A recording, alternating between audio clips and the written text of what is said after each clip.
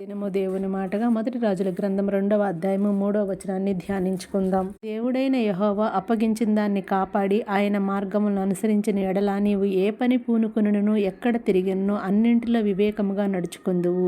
మోషే ధర్మశాస్త్రంలో రాయబడి ఉన్న దేవుని కట్టడములను ఆయన నియమించిన ధర్మమంతటిని ఆయన న్యాయ విధులను శాసనములను గైకొనుము అని వాక్యం సెలవిస్తూ ఉన్నది. ఈ విషయాన్ని దావీదు తన అవసాన దశలో తమ కుమారుడైనటువంటి సొలొమోనుకి వివరిస్తూ చెప్పినటువంటి మాటలుగా మనం చెప్పుకోవచ్చు.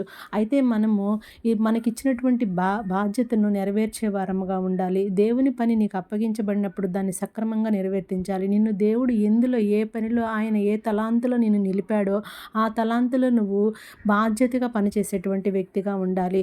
ఒక వాక్యం చెప్పాలనే కాకుండా పరిచర్య చేయడంలో కానీ, మందిరంలో ఊడ్చే పనిలో కానీ, ఏ విషయంలో అయినా చిన్న పనైనా పెద్ద పనైనా విసుక్కోకుండా చిరాకు పడకుండా నీవు దేవుని పని కనుక నెగ్లెక్ట్ చేయకుండా కనుక చేసినప్పుడు దేవుడు నీకు అనేక రకమైనటువంటి బ్లెస్సింగ్స్ ఇస్తాడని తెలుసుకోవాలి. నీ జీవితంలో ఎన్నో ఆత్మీయ పోరాటాలు జరుగుతున్నప్పటికీ, అపవాది దాడులు జరుగుతున్నప్పటికీ ప్రభువు తోడుగా నిన్ను నిలబెట్టి మందిరాన్ని కట్టే భాగ్యాన్ని సొలొమోనుకి ఇచ్చినట్లుగా నీకు కూడా ఒక తలాంతును ఇస్తాడని గ్రహించి నడుచుకునే వారముగా ఉందాం. Thank you. Praise the lord.